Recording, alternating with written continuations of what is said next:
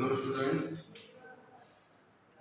आज मैं आपको जो अभी कमिंग एडवांस का एग्जाम होने वाला है उसके रिगार्ड में कुछ जानकारी, आप उसे जानकारी मान लो, आप उसे टिप्स मान लो, आप उसे आपकी सहयोग मान लो, जो भी हेल्प मान लो, जो भी मानना चाहो। कुछ जरूरी जो मुझे अपने पढ़ाने के एक्सपीरियंस से जो मुझे जानकारियाँ हैं वो मैं आपको ट्रांसफर करना चाहता हूँ।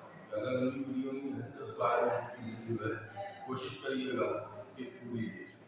ठीक, तो हम बात कर रहे हैं एडवांस का, जी एडवांस का जो एग्जाम होने वाला है उसके रिगार्ड में कुछ इंफॉर्मेशन, कुछ अपना एक्सपीरियंस मैं आपके साथ शेयर करना चाहता हूँ।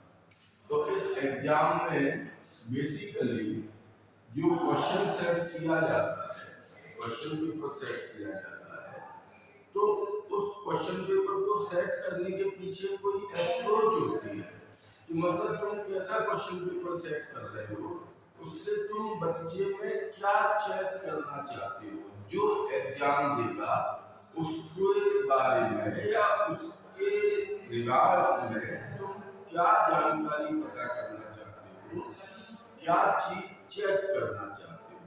तो जो मैंने अपने एक्सपीरियंस में देखा है वो मैं आपको बताता हूँ। सबसे पहली बात, जो सब्जेक्टिव डेप्थ,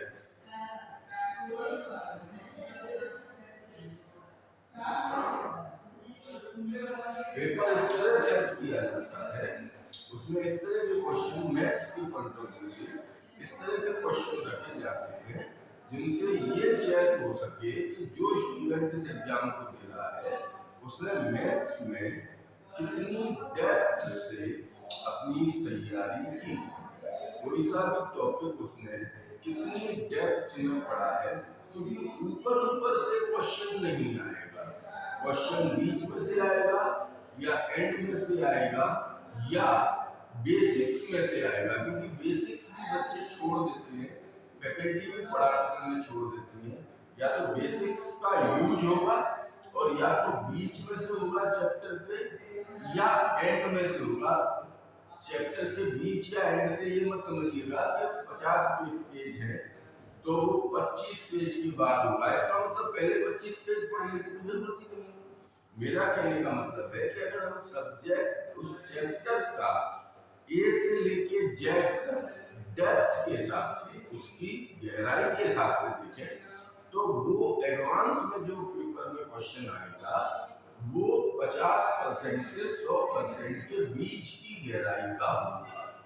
शुरू का, बिल्कुल शुरू का मेंस में होगा तो एडवांस में नहीं होगा।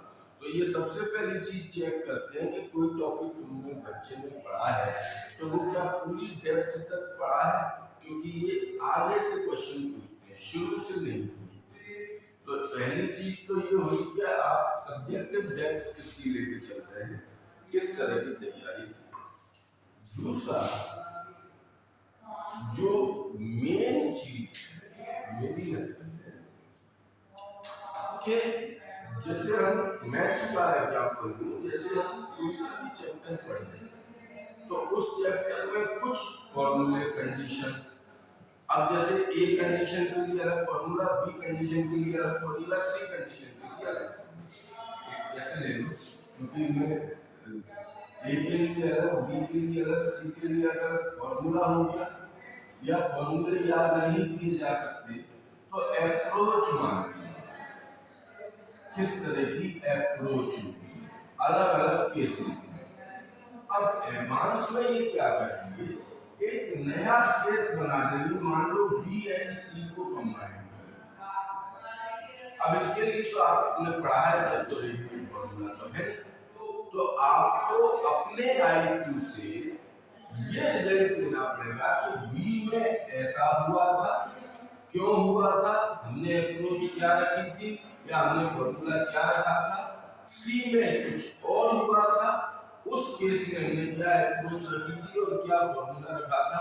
तो अगर किसी क्वेश्चन में बी और सी दोनों केस आ जाए तो फिर हमें इन दोनों फॉर्मूलों में से किस तरह से कम्युनिकेट करना है, किस तरह मॉडिफाई करना है, मतलब आप ऐसे समझ लो कि एक नया फॉर्मूला आपको डेवलप करना पड़ सकता है।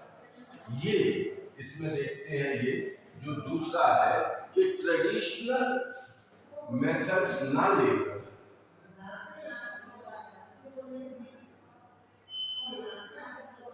नहीं लेंगे, कोई न्यू क्वेश्चन बनाएंगे जिसमें कुछ मॉडिफाइड फॉर्मूला या अप्रोच आपको लगाना है।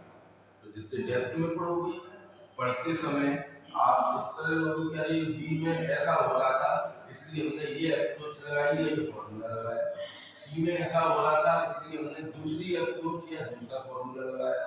बी और सी एक साथ होंगे तो हमें खुद डेवलप करना पड़ सकता है उन 3 घंटों में।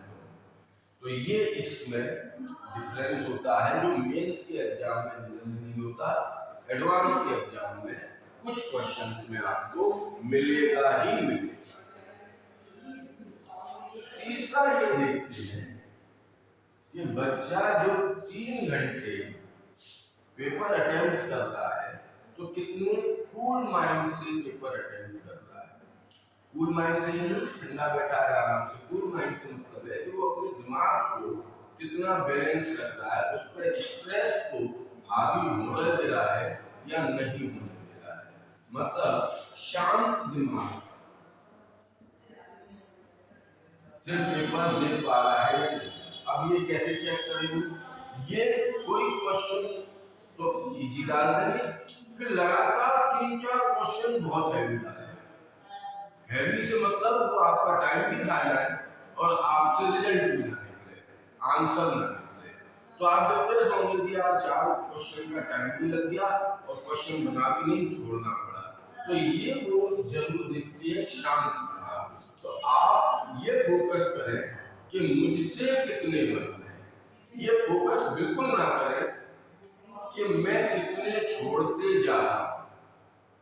छोड़ने वालों की गिनती ना करें, बनाने वाले जो आपने बनाए और टिक किया, आंसर मिला और आपकी नजर में वो सही है, उनको काउंट करें। इससे आपका मोरल हाई होगा और आपका दिमाग शांत रहेगा। जिसको ये जरूर चेक करते हैं कि बच्चा पेपर अटेम्प्ट करते समय कितना शांत दिमाग रख रहा है।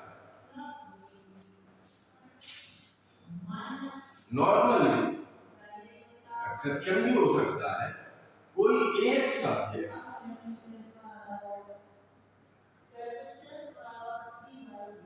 टफ रखती है,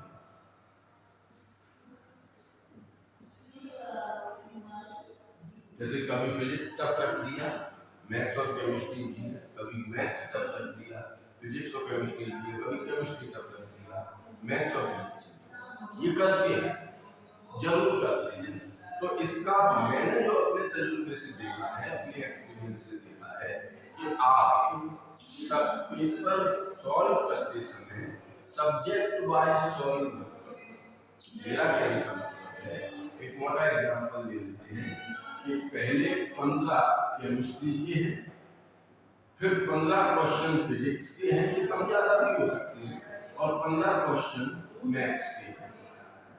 एक एग्जांपल देते हैं, ये कम ज्यादा भी हो सकते हैं, आपस में डिफरेंट गिनती भी हो सकती है।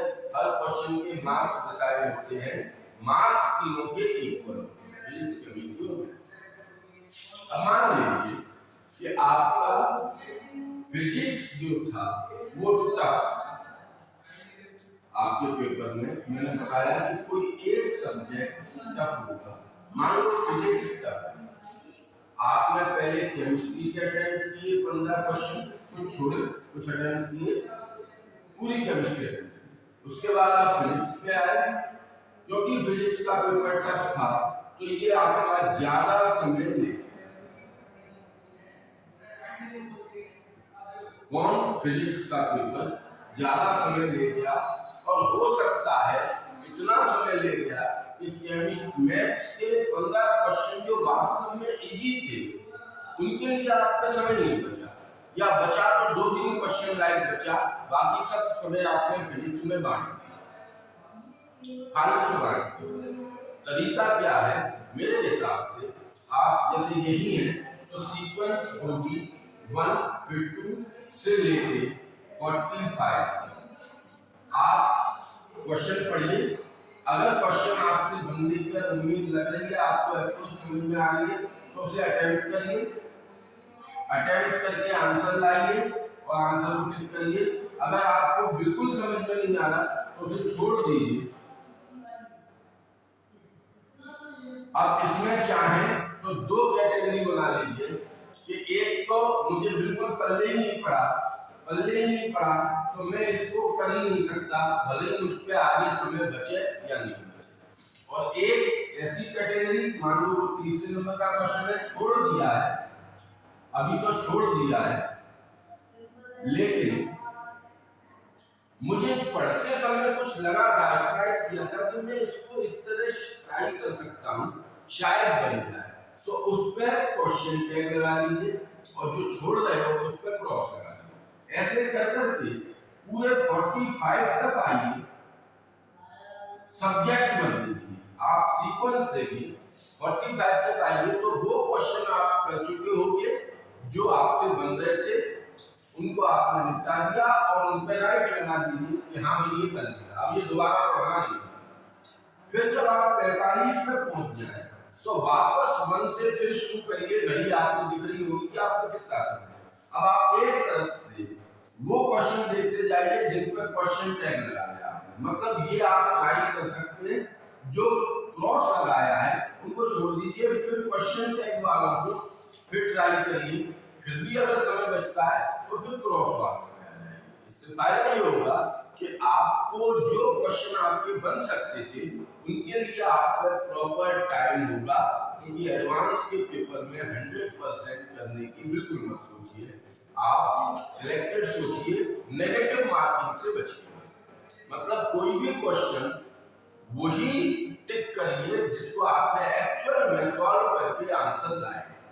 अंदाज लगा के बिल्कुल मत करिए कि अंदाज लगा के कि ये होना चाहिए, ये नहीं होगा, ये नहीं होगा, ये नहीं होगा, ये होना चाहिए, ऐसा बिल्कुल मत करिए। क्योंकि ये लोग अंदाज वाला ये भी सोचते हैं कि एक बच्चा को सॉल्व करेगा, उसका आंसर मिलेगा 4 में से अगर ऑब्जेक्टिव है, और एक बच्चा अंदाज लगाएगा, तो ये पहले से सोच लेते हैं क्वेश्चन पेपर सेट करने वाले कि अंदाज लगा के कौन सा आंसर लाएगा जल्दी से, वो आंसर आपको ऑप्शन में जरूर मिलेगा, आपने टिक कर दिया, नेगेटिव मार्किंग हो गई। तो मतलब ये है कि इसी में मैंने नेगेटिव मार्किंग भी कवर कर ली है कि नेगेटिव मार्किंग से बचिए, और उसका दोनों ही से बचने का एक ही तरीका जो मैंने ये शायद नहीं समझा पाया, फिर एक बार मैं इसको रिवाइज कर दूं कि 1 से 45 तक पढ़ते जाइए और जो क्वेश्चन बनता है आपको लग रहा है पढ़ते हुए कि हाँ ये मैं कर लूंगा, उसे उसी समय करिए। जो क्वेश्चन का पोल छोड़ी समझ में नहीं आ रहा कि मैं कहाँ से शुरू करूंगा, पूछ क्या रहा है, कॉन्सेप्ट क्या है, तो उस पर क्रॉस कर दीजिए।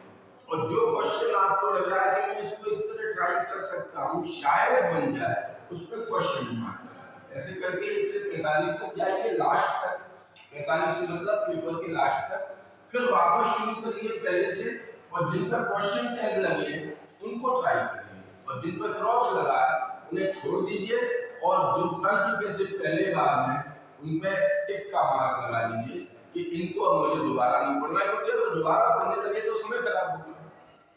तो एक ये बात होती है। स्पीड हालांकि एडवांस में मैटर नहीं करती, क्योंकि मैं कह चुका आपसे कि पूरा 100% अटेम्प्ट करने की कोशिश ही मत करिए, तो क्योंकि जो टाइम दिया जाता है वो सारे क्वेश्चंस को अटेम्प्ट करने के पॉइंट ऑफ व्यू से दिया जाता है, और हम उसमें से 60% या 50% या 70% अटेम्प्ट कर रहे हैं, तो ऑब्वियसली हम पे टाइम ज़्यादा रहता है, लेकिन फिर भी स्पीड तो आपको मेंटेन करनी पड़ेगी, नहीं तो आपका मोरल डाउन हो जाएगा, और मोरल डाउन हो गया कि कम क्वेश्चन हो गए तो दिमाग शांत नहीं रहेगा, और दिमाग शांत नहीं रहेगा तो आता हुआ क्वेश्चन भी नहीं बनेगा। एक जो मेन बात है, जो क्वेश्चंस आते हैं एडवांस में इनका डिस्क्रिप्शन या लैंग्वेज कर दो, डिस्क्रिप्शन से अगर कंफ्यूजन हो रहा है तो इनकी लैंग्वेज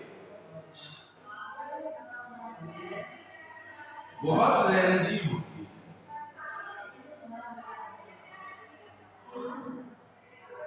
बहुत लेंदी होती है, मतलब 4-5 लाइन की लैंग्वेज। तो आपको उसे कनेक्ट करना है पढ़ते समय, और उसमें कुछ फालतू भी डालते हैं कभी कभी। तो आपको उन 5 लाइन में से जो डेटा, जो इंफॉर्मेशन दी है, उसमें से क्या आपके काम की है उस पर फोकस करना है। क्या आपको मिसगाइड करने के लिए या आपका टाइम खराब करने के लिए फालतू में इंफॉर्मेशन दी हुई है जिसका कोई यूज नहीं है सॉल्यूशन में, उसको आपको अलग करना है। ये तभी हो सकता है जब आपने सब्जेक्ट डेप्थ से पढ़ा हो। दूसरी बात, आप ट्रेडिशनल मेथड्स के अलावा उसमें कुछ ऑल्ट्रेशन करना जानते हो, और आपका दिमाग जरूर शांत, कूल माइंड हो, तभी आप ये इस तरह के क्वेश्चन जिनकी लंबी डिस्क्रिप्शन है, लंबी लैंग्वेज है, उनको आप अटेम्प्ट कर सकते हो, और उसमें से काम का अलग और फालतू अलग हटा सकते हो, दोनों को अलग अलग सेपरेट कर सकते हो। मेरे को जो थोड़ा बहुत एक्सपीरियंस था उसके बिहाफ पे एडवांस के पेपर में जो वो देखते हैं या जो पेपर में होता है और उससे हम किस तरह बच सकते हैं, वो मैंने आपको ये पॉइंट्स दिए। आप अगर चाहें तो अभी एडवांस के पेपर में समय है, तो जो भी आप टेस्ट दे रहे हैं, जब जहाँ भी तैयारी कर रहे हैं, ऑनलाइन भी टेस्ट मिलते हैं, जो भी टेस्ट दे रहे हो उन पर आप ये पॉइंट अप्लाई करके देखिए। मेरा ख्याल है, मेरा तजुर्बा है, मेरा एक्सपीरियंस है कि आपके मार्क्स में इम्प्रूवमेंट ही आएगा, नुकसान नहीं। थैंक यू, धन्यवाद।